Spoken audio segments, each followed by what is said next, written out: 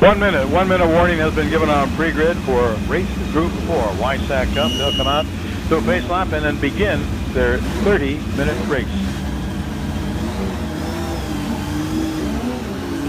Last call for the helicopter rides as we get ready to go racing again. If you'd like an amazing bird's eye view of Porsche Rennsport Reunion 5, specialized helicopter offering flights over Mazda Raceway Laguna Seca until 2 p.m. this afternoon. We'll let us set the field for you. Dick, you start. Thank you. Starting from the pole position, car number 2, Bruce Canepa, Scotts Valley, 1969 Porsche 917K. Alongside it, car number 8, another 69 Porsche 917, Charles Nierberg from Dallas, Texas. Inside row 2 is Indianapolis' Chris McAllister in the third of the Gulf Wire 917K Coupes. He is car number 21. On his hip is Gunnar Jeanette, car number 25. That's a 1969 908 Longtail. Inside the third row, starting 5th, Dinner Hires, Sao Paulo, Brazil, 69 Porsche 908/2, alongside number 37, Reginald Howell from Corona Del Mar, and a 67 Porsche 910. Inside row 4 is Don Anderson out of San Diego with his 1964 Bobsey Porsche SR3, car number 65. On his hip is car number 74, Wayne Carter out of Woodinville, Washington, in a 1966 Porsche Carrera 6. Scheduled to be alongside number 20, Cameron Healy, Portland, Oregon, in a 1970 Porsche 908-3. And the last car in this field, if he makes it, is car number 264, Richard Griot's car. Richard's out of Milton, Washington, and he brought his very pretty 1969 Porsche 908-02 Spider. We saw that car run on Friday in practice, but it did not race yesterday, so we don't know if it had a mechanical. Do not know if it'll make the field. We'll let you know when we get the field back to us. And that's not going to be long as they're coming out of turn 10 now. We'll watch for the pace car to take the exit, and it does, so it's going to be up to the front row. Bruce Canepa, Charles Nierberg, and a pair of 917 Gulf Wire cars. Now we can now see on camera that our last competitor is the 910. So those last 3 cars did not make the grid. Got green, green, green, and Bruce Canepa jumps into the lead in the 917, car number 2. They head down for the Andretti hairpin, and Gunnar Jeanette, who is a good wheel, has got his 908-02 stuck up there in between a couple of the 917s as they pull into, and Gunnar is still fighting for that third position with Chris McAllister's 917. Meanwhile, Canepa is checking out halfway through. Of course, that's Nierberg behind Canepa, and Jeanette behind him. McAllister down in 4th, I believe. Yep, that was Jeanette. Oh, Nierberg is now smoking really terribly. Time. That's his left rear tire that's smoking, so there's something, looks like it's impeding. It looks like it could be coming from the engine. Yeah, corner work is a motor tire, but I agree with you, Jake. It could be engine. Corner worker said tire, but they're going to black flag him. We got a shot of the back of the car, and it looks like the smoke was coming from the center of the car. Top breaker Charles Nierberg, car number 80, started in the front row. He'll probably bring it back into the pits this time by. He's leading Gunnar Jeanette coming down the hill. Behind him is Bruce Canepa. They let him go by. Now they're canceling the mechanical black flag on car number 8. I'm not sure what's going on, but we'll have to wait and see what develops. And the smoke that was there is dissipated and is gone. Yeah, corner workers think that's rubber, and they think somehow maybe it's going to sort. Could have been rubbing on the bodywork, and they can come around. It's going to be Nierberg leading the first lap in the number 8 car with Gunnar Jeanette right behind him. And oh, more smoke again from Nierberg. Well, look at it pour out of the back of that car as he goes down to the Andretti hairpin. Okay, they're going to pull car 8 in, but they are going to give him a mechanical meatball. That does not look like tire smoke today from the video shot we're getting. It seems he was pushing oil or smoke out of the back of it when he got off the power.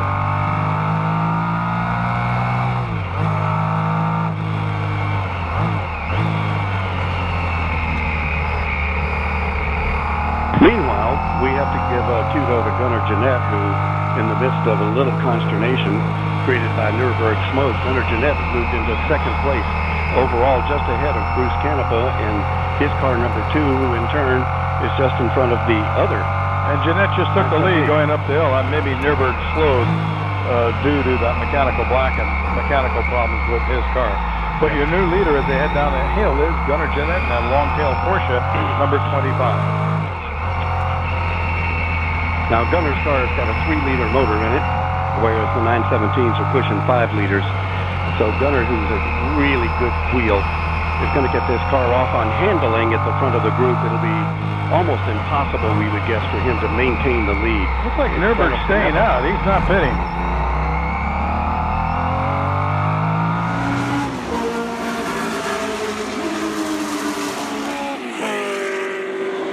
Okay, start-finish definitely gave the meatball, which is what we call the black flag with an orange ball in the middle. That's for a mechanical. That's a mechanical black flag, as opposed to a typical black flag, which is get off the course and stop, please. I was watching Nürburg's car as he came by, and smoke was coming from in front of the left rear tire at their wheel well, in front of the left rear tire. And Dick, that raises the question, is it the tire rubbing, because it doesn't seem to do it all the time, or is it oil escaping up there? If he had oil on his left rear tire, we wouldn't be seeing him at the front of the pack. So the chances are it's not oil. Maybe increases the chances of it being some kind of tire rub. How much oil do they carry? Is it a dry sump system? Absolutely. All Porsche, since the 356 engines, all Porsche engines have been dry sump. And because of their air-cooled motors, they carry a huge amount of oil. We should actually call them oil and air-cooled motors.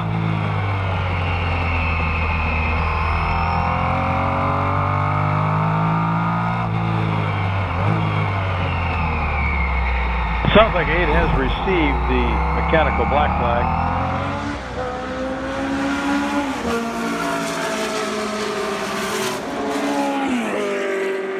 And it is Gunnar Jeanette still in front, and Canepa has moved up to second. It looks like Nürburg is pitting in the number 8 car. McAllister moves to third in 21. Piers in 11 is fourth. And it's going to be Reg Howell in fifth in the number 37 car. As Nürburg comes up into the racing pit lane and stops his pit down at the end by turn 11. Crew member raises the door on the side of the car. He's talking to the driver, trying to let him know what's going on, or maybe trying to find out what's going on.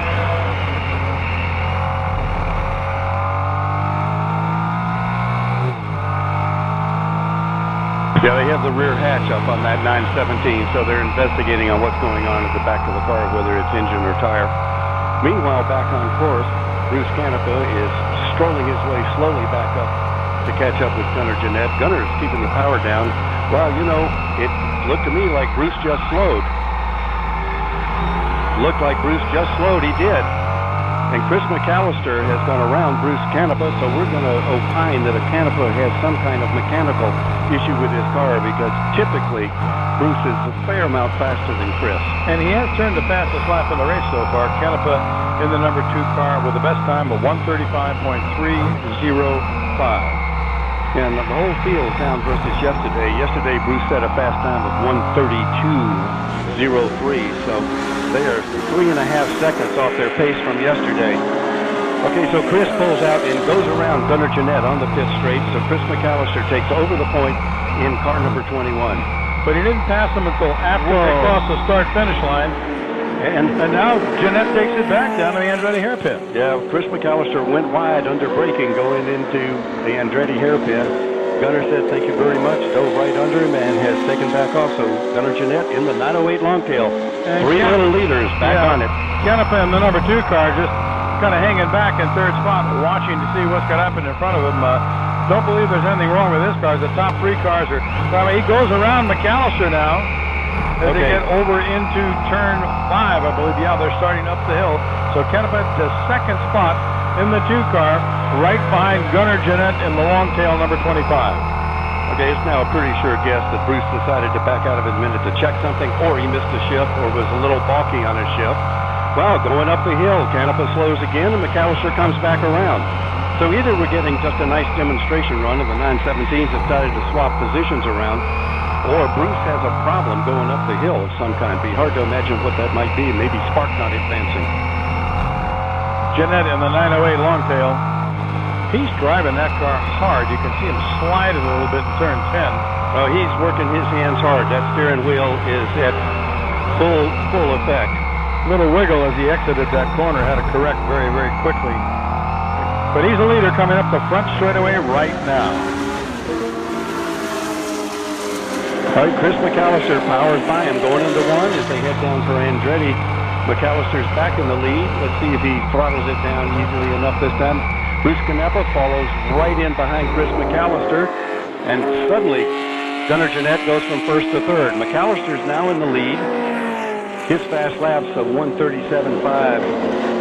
Canepa's is a 135.3, so we're going to opine that unless Canepa has something wrong with his car, he'll be back in front of Chris quickly. Well, I think that pass coming up the start-finish straightaway displayed exactly what you talked about earlier with the Gulf wire cars, the 917s with 5-liter motors, and Jeanette with a 3-liter motor in that long tail. Yeah, that's a lot of horsepower, a lot of displacement, and mostly a lot of torque to give away.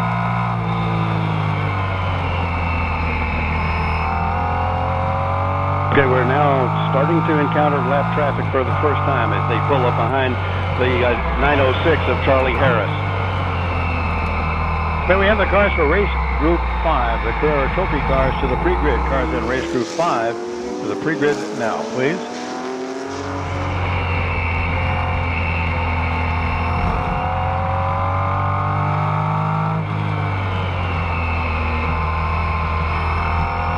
McAllister and Canepa, 21 and 2 in that order as they come down the hill through 10 and now into turn 11. Coming up the start-finish straightaway, Gunnar Jeanette in pursuit in car 25. Reports that it was tire rub on Nürburg's car and he will be retiring. Tough break for Charles Nürburg in that beautifully prepared number 8 917.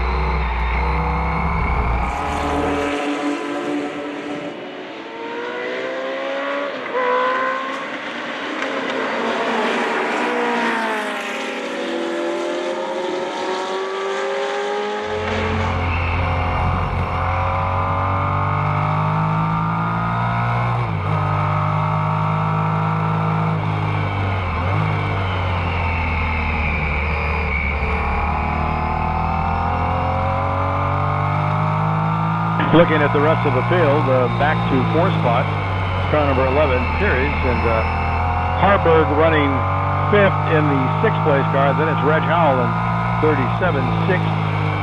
Tyne in 28 is 7th. Greg Campbell, 174, running 8th. Alexander, 75, 9th. And Anderson in car 65 completes the top 10. Canepa still with the fastest lap up on the board, a 135.305.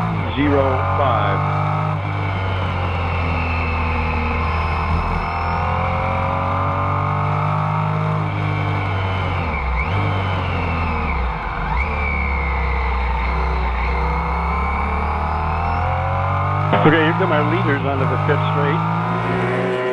And Chris McAllister has opened up a good 75-yard lead over Bruce Canepa's car. I continue to believe that Canepa must have some kind of little mechanical that's dogging him.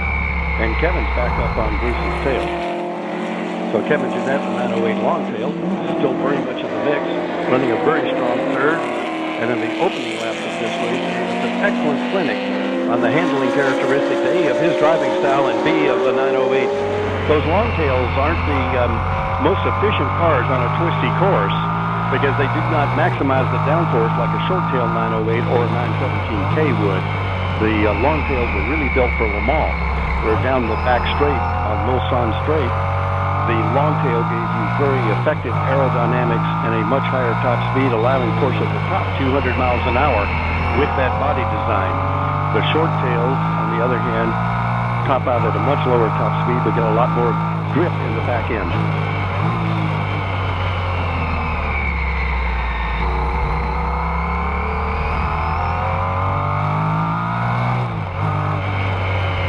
Dick points out that I'm calling Gunner Kevin. Kevin is the father who helps build and restore these cars and used to race in the day. Gunner's the hot shoe in the family. In the Prescott, you were talking about the speeds of Porsches down the Mulsanne Straight at Le Mans, and before they put that chicane in the middle of it, reading in the notes somewhere that I received prior to the event that I don't remember which model Porsche it was, but it did hit a top speed of just a little over 240 miles per hour down the Mulsanne Straight. You should need a pilot's license for that.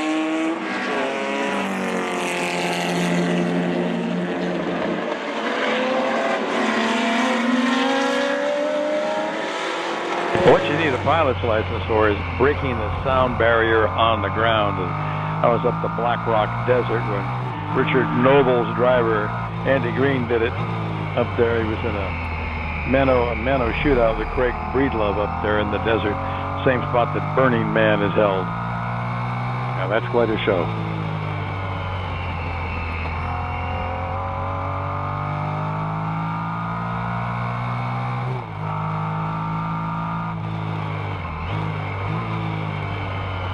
We need to do a call out to Peter Harburg out of Brisbane, Australia, who is out there with the 1973 Porsche 917K. That's the pretty long-tailed roadster in the Sunoco colors. The Can-Am Championship colors and team car from 1973 under Roger Penske's aegis. A beautiful, beautiful car, and we really admire Harburg for getting it out here and driving it at speed.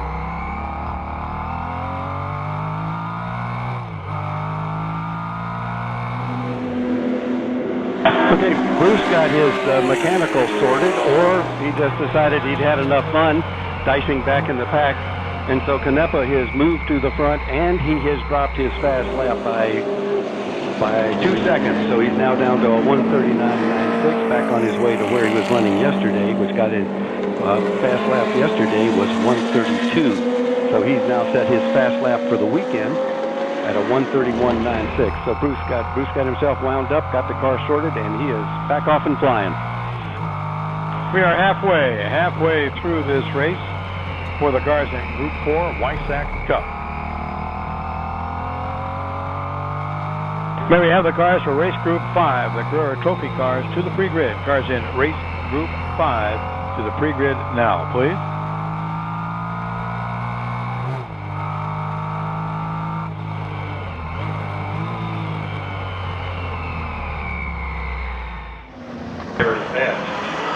Getting reports of smoke from the center rear of Gunnar Jeanette's car, number 25, that long-tail 908.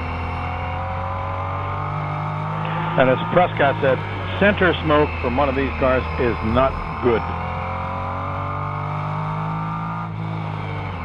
But watch him next time by. 7th and 8th place just going by us now. Dine in 28 and Campbell in 174. And here come our leaders up to the stripe. Bruce Canepa crosses the stripe. Did not set a new fast lap, but is still running a full second and a half faster than Chris McAllister. And he's about 4 seconds under Gunnar Jeanette. Powering up the hill, we did not see any oil burn off or blow by from Kevin Jeanette's car.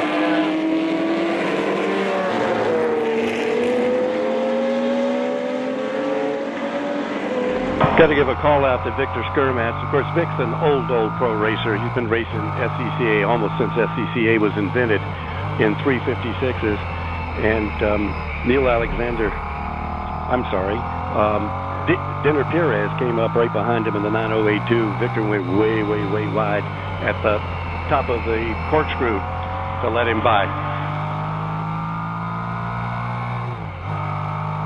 The sports prototype drivers are all being very considerate of each other. We just had Greg Campbell wave a car by, so they are giving points and waving people by whenever they can. Given the value of these cars and the speed differential we have between these cars, extremely helpful driving. Oh man, we just had it.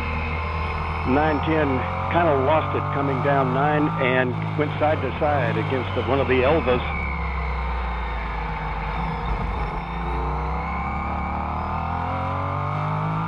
That was Greg Campbell's Elva Porsche Mark 7 that went side to side against car number 28 with Stephen Fine's Porsche 910.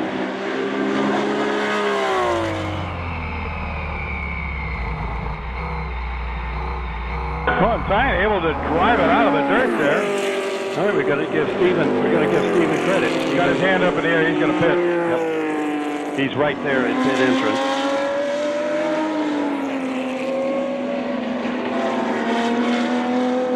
So Stephen kind of lost it coming into the bottom of the corkscrew, got a little sideways.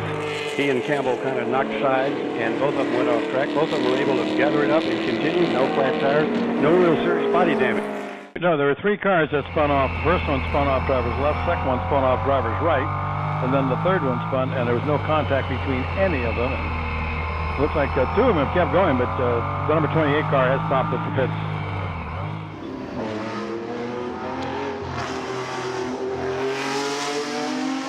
Still Canepa out front of the number 2 car, being pursued by McAllister in 21, and Gunnar Jeanette 25. Perry's in 11, and Reg Howell now up to 5th in the 37 car.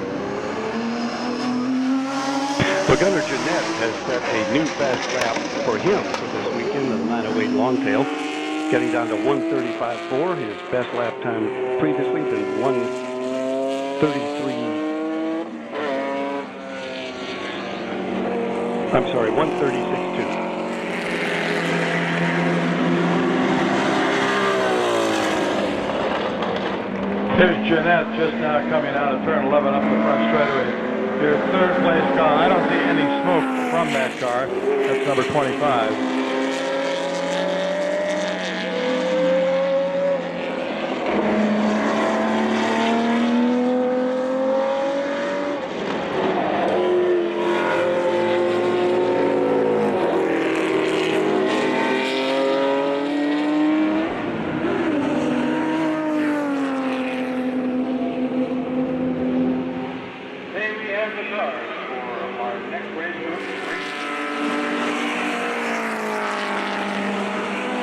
Stephen Fine is back on the course. He's taking his 1967 Porsche 910 back after having a little side-to-side. Canepa with a very comfortable lead has now completed 14 laps in that number 2 Gulf Wire Porsche 917.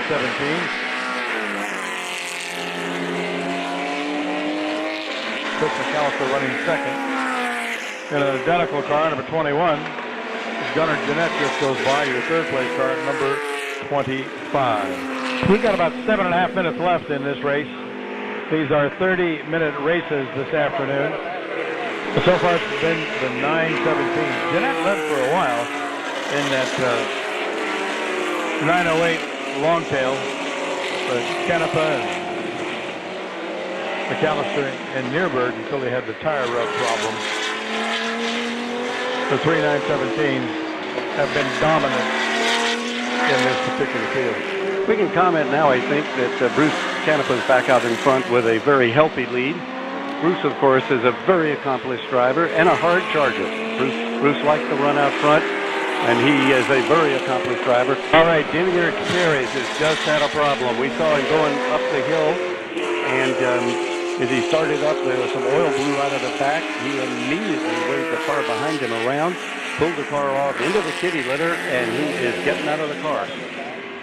We're on our final lap. Bruce Canepa is going to get the checkered flag. They were probably going to checker this maybe just one lap early because of the 908 off over in 6. But by the time they do their cool town lap, we'll be right on our half hour. We'll be on schedule. Rest of the field being flagged off now. The clock ticks off to 30 minutes. The 30 minutes are gone. Canepa, your winner. McAllister comes across the line second in the 21 917. and Gunnar Jeanette. In the 908, number 25 crosses the line to take the checker for third spot. Reg Howell, fourth in car 37. Fifth spot goes to Campbell in 174, Gregory Campbell, and his Elva Porsche Mark 7S. Those are your top 5.